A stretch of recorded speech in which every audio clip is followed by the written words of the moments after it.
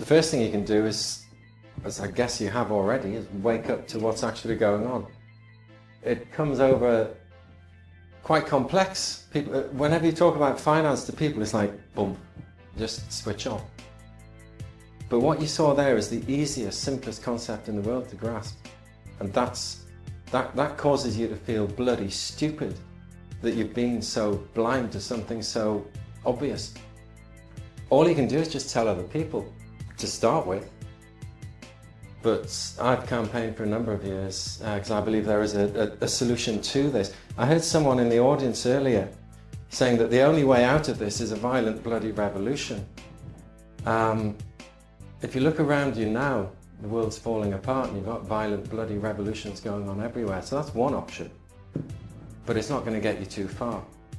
There is something else can be done, but I think we'll probably come back to that a little bit later, but it's about being aware to start with. Give me 10 minutes on Newsnight and this country would change because people would actually discover what's going on.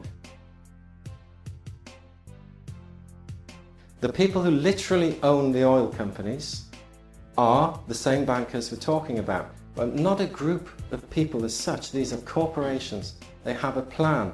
And what you're witnessing around the world today, these countries collapsing, coups, revolutions, peaceful or otherwise, have all been engineered, and don't lose sight of the fact that they all triggered from one event, and that was an economic collapse globally. That economic collapse was engineered deliberately to create the kind of discussions that we're having today. Scrapping bankers' bonuses and all this is just fodder for the public to get stewed up about. Everyone thinks, yeah, scrap their bonuses. Of course they should be scrapped, but it's irrelevant, completely irrelevant. The banking system can be reformed within 7 years. Interest can be scrapped, inflation can be got rid of, and quite honestly, income tax can be abolished within 7 years as well, at least down to 50% of what it is. These are facts, and your government doesn't want you to know about them. At a time of global revolution, when you are being conned, they're creating a movie around you at the minute. Doesn't inflate the cost of goods if the issuance of that currency is based upon the goods and services exchanged within the economy that we're talking about. The current system is a closed system. Anyone who's into physics will understand a closed system, where you scrap the current system and have the issuance of the currency issued by a nationalised, and I mean that as in owned by us, not in any socialist way at all, because it's socialism, the myth of socialism that lies behind what's going on. If that were to change tomorrow, as I say, inflation is removed, so you don't need your interest because you're not battling uphill all the time anyway. Yes, there's going to be grief and there's going to be a lot of ripples coming out of this, but 7 years down the line, it was stabilised. We issue our own currency. The greatest losses would be incurred by those who have fraudulently loaned this money in the first place. China is their model economy, but this benefit that should come out of issuing the currency debt-free is not being used for the benefit of the people. It will be used for the benefit of an elite that will develop within China and already is. That is, some of you will have heard the phrase the New World Order. I don't like using that, but it is. These people have set up China to do this, so now the West is in massive decline. It's no coincidence you've got documentaries on television called The End of the West and all this right now. This is what's happening.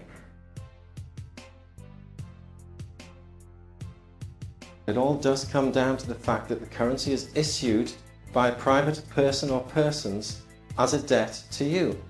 The national debt figure was mentioned by Steve 10 minutes ago. I'd say that's entirely fictitious because the national debt is indeed every penny that was ever spent in this country. That's how much is owed because it was loaned to it. And that's why it can't be repaid.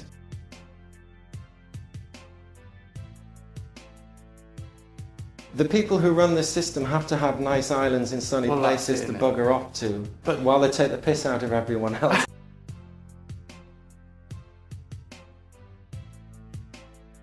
Throughout history there's been a battle, and that battle has actually created the world wars that you've seen and just about every other grief that has happened. And the battle has always been between two monetary systems. The two systems where money is created by a private monopoly in limited supply, an interest debt note, or where money is created as a receipt for goods and services and is debt-free. That's based upon the production, the gross national product of a country. And new money is not poured into that system unless it's actually growing and developing the system. The current system that we have is a private monopoly issuing the currency as a debt. And when people get confused about this, whether it's Guernsey or any other country, I say that let's just imagine that you are the government of your country, be it Guernsey or anywhere, and you have to pay pensions, you have to put on bus services, trains, whatever. You may want private companies to run them, but the problem with that is they're greedy, and we all see what happens. Train companies, we know the way it goes. So what they do is borrow the money off of a private group of people to fund all of that. Well, tomorrow you could choose not to do that. You could print your own money debt-free. And the fact that our government allows us to do that shows that they're complicit to the crime.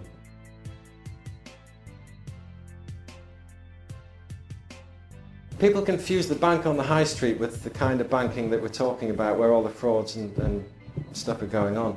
Yes, you could have a bank on the high street where you're paid into and you can go in and draw it out and blah, blah, blah. We all need that functionality.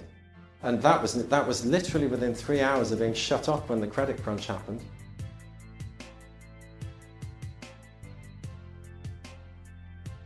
What's happening here is a coup, and it's under the disguise of Europe. It's such a big story behind this. It's not the platform to go into it, but again, in the audience earlier, I did hear someone saying that actually the people that lie behind this are Nazis. Yes, they are. They did not lose World War II. Germany did. And this is going on and on. Now, I know that's a profound link to make, but in 1910, the Eugenics Record Office established a branch at the Galton National Library in London. It was endowed by the Harriman family, which along with the Rockefellers gave Prescott Bush his start in politics. This is the guy who funded Hitler and was pulled up for it and prosecuted afterwards. He provided more than 11 million to create the Eugenics Record Office. Do you know who the first director of that Eugenics Office was in 1912? Winston Churchill. It's ironic that years later he went to war against the supposed Nazis. There's a much bigger picture going on, and you're literally being fed a movie at the moment.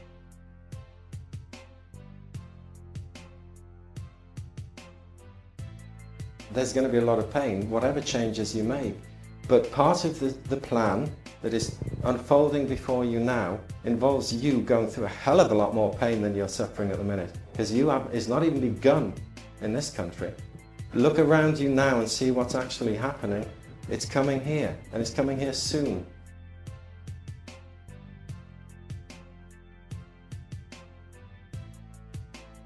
What I have suggested for a long time is that you can't educate all of the public. And this isn't for everybody. It really isn't.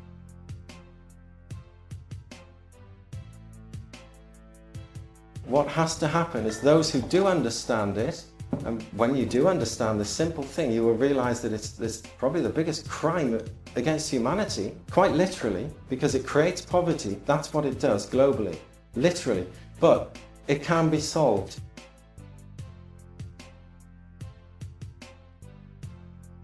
People who do understand to actually go out there and do something about it in a way that will attract the attention of those who haven't got a clue what's going on. Now, and I have suggested that enough people, literally, because they're always squaring the circle. This square mile in London is where this thing stems from. They square the circle. You have your Freemasons, you have your secret societies. The knowledge which allows them to set up the banking system the way it's being done comes from those secret societies. It goes right back to the temples of thousands of years ago even. But it's quite definable nowadays. If the people get off their arses in this country and go and encircle the square mile in London and refuse to give the damn thing back until someone from government comes out and answers a simple question.